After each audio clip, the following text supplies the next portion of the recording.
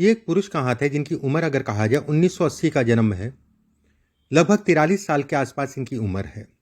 क्या कहता है ये हाथ, किस तरीके से हाथ देखा जाता है, कौन सी रेखाएं किन चीज़ों को दिखाती हैं, उन सभी चीज़ों पे चर्चा करेंगे एक एक करके।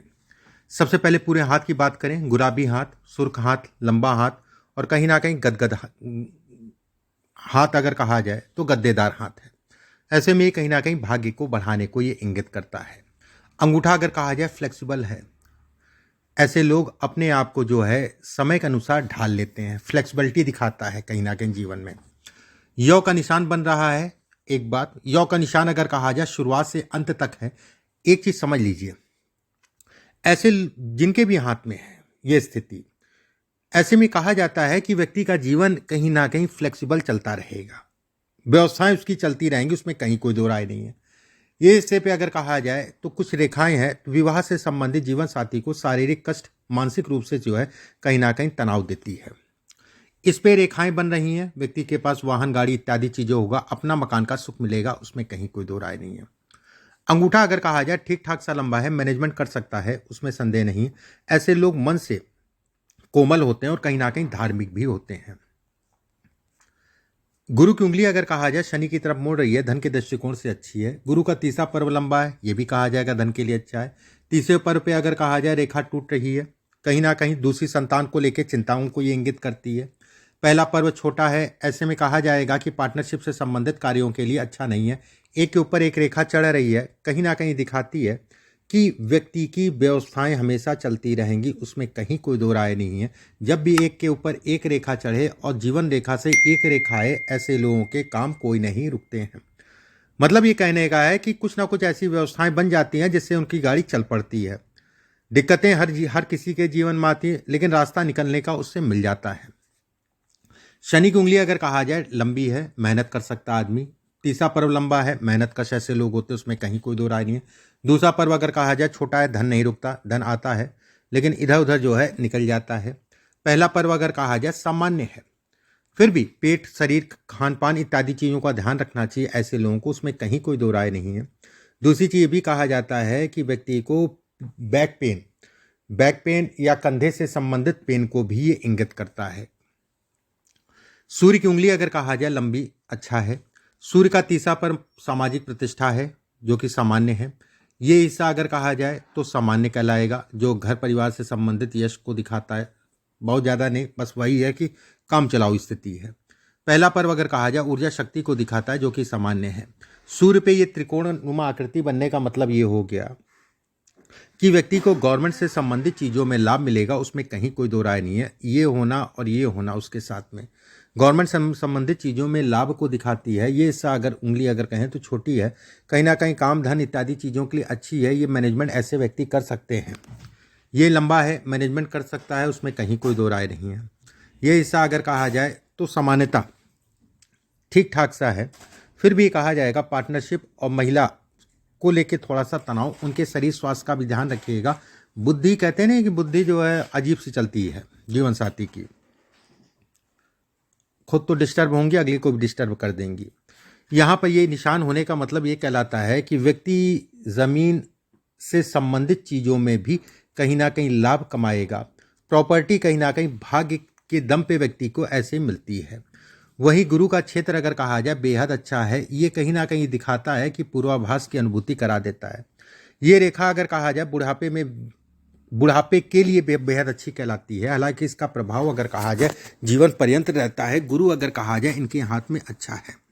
कहीं ना कहीं पहली संतान विलक्षण प्रतिभा की धनी होती है, इसमें कहीं कोई दो राय नहीं है। अब कब उसका टाइम फ्रेम होगा, कब क्या होगा, वो एक अलग विषय हो गया। शनि का अगर क्षेत्र अगर देखा जाए समान उठाए, शनि के क्षेत्र पे अगर देखें ये रेखा बेहद अच्छी नहीं कहलाएगी। ये रेखा अगर कहा जाए तो यार दोस्त, हित्र मित्र थोड़ा सा देख दाख के चलिए, बाकी कहीं कोई दिक्कत वाली बात नहीं है। शनि के क्षेत्र पे ये रेखा का मतलब कुछ कर्ज भी चढ़ेगा, लेकिन कर्ज उतर जाएगा, उसमें संदेह नहीं है।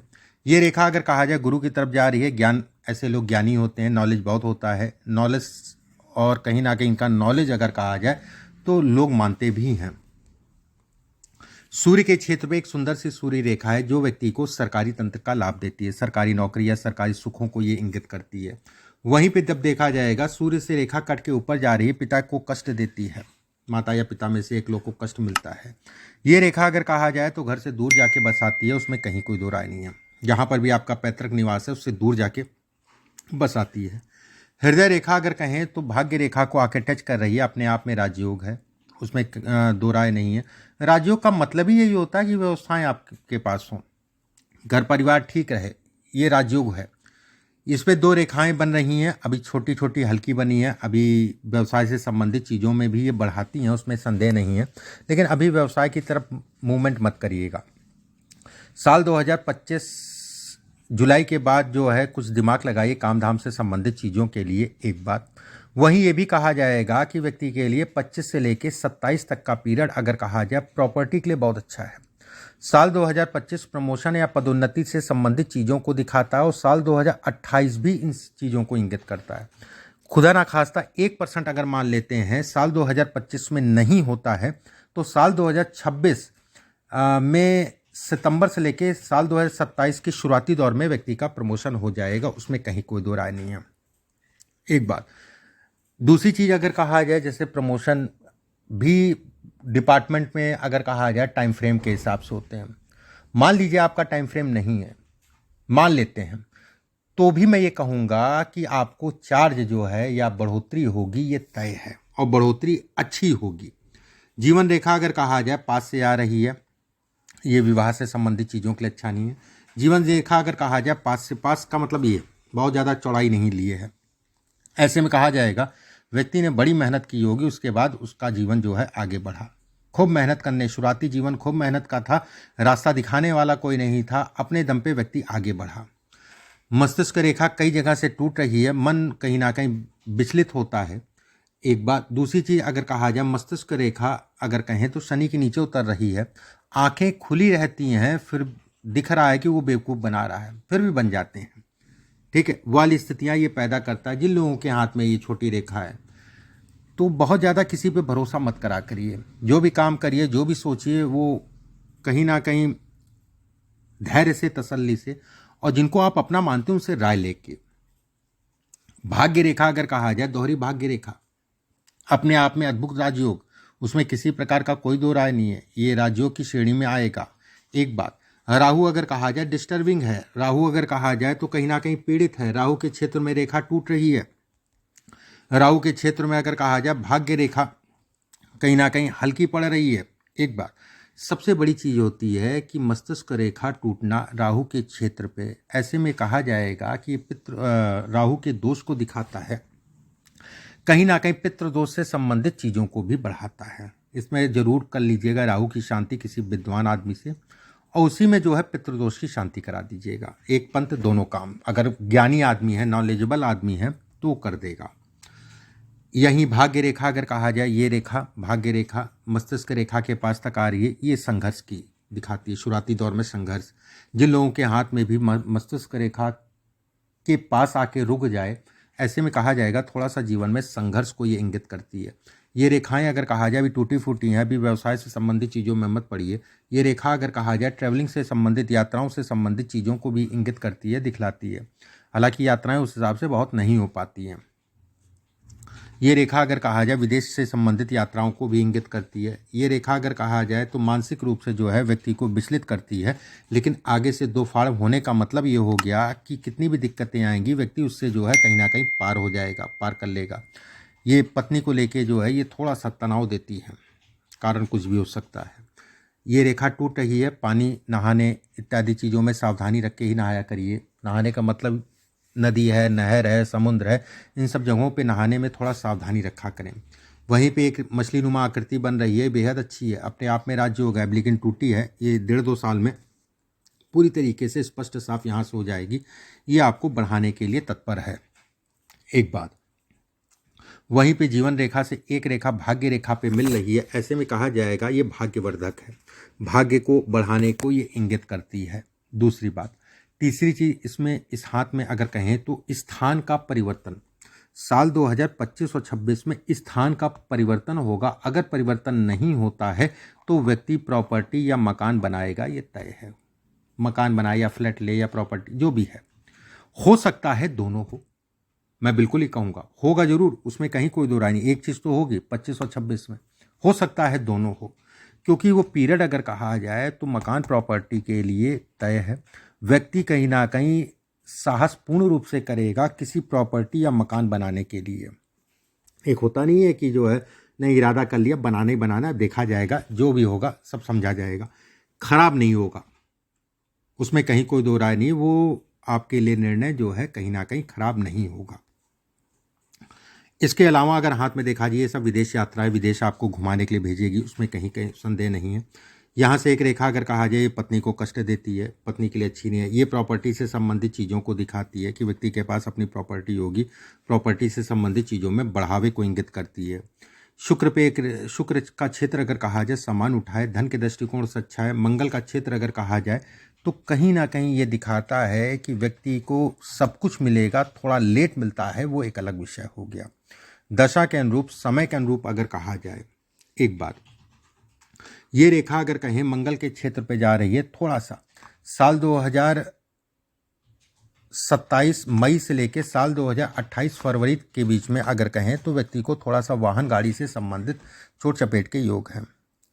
लेकिन वो समय, वो साल 2025 से लेके 28-29 तारीख साल तक जो है वो समय, वो साल अगर कहा जाए आपके लिए अच्छे होंगे, काम धाम के लिए, धन इत्यादि चीज़ों के लिए। साल 2025 से लेके साल 2030 के बीच में अगर कहा जाए तो कहीं ना कहीं इसमें दो प्रॉपर्टी के योग है। प्रॉपर्टी से मतलब यही नहीं कि ज़मीन ही होता है, प्रॉपर्टी मतलब मकान, फ्लैट, ये सारी चीज़ें होता है, दो प्रॉपर्टी। एक बात, अब जैसे जीवन रेखा अगर कहा जाए, ये सब बहुत संघर्ष किया, ये संघर्ष से संबंधित चीज़ों को दिखाती है, संघर्ष से संबंधित चीज़ों को दर्शाती है।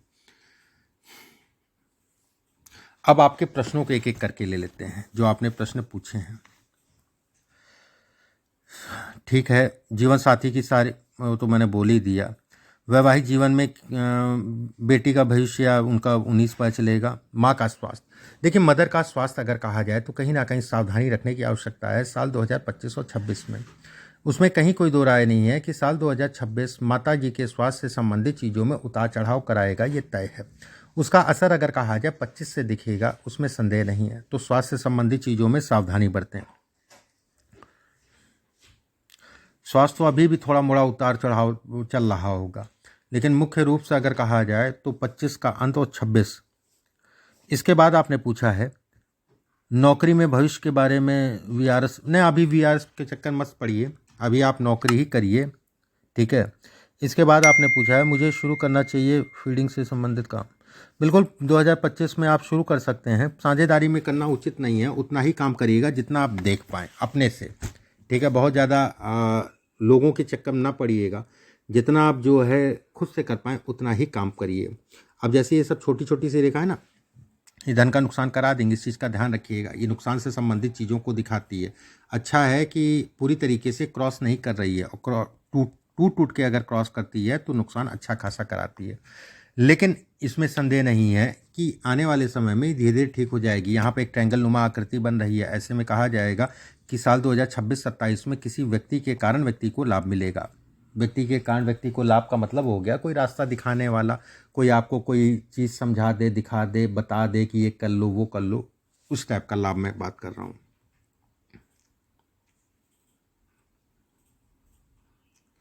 इस उंगली में इस जगह पे एक पुखराज पहन लीजिए, लगभग 7 कैरेट का सोने में बनवा के किसी भी गुरुवार के दिन सुबह के समय उसको धारण कर लीजिए। बाकी हनुमान जी की पूजा जितनी कर पाएँ उतनी ही आपके लिए बेहतर है।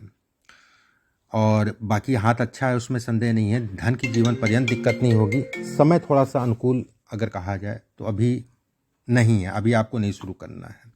अभी के लिए बस इतना ही। नमस्कार।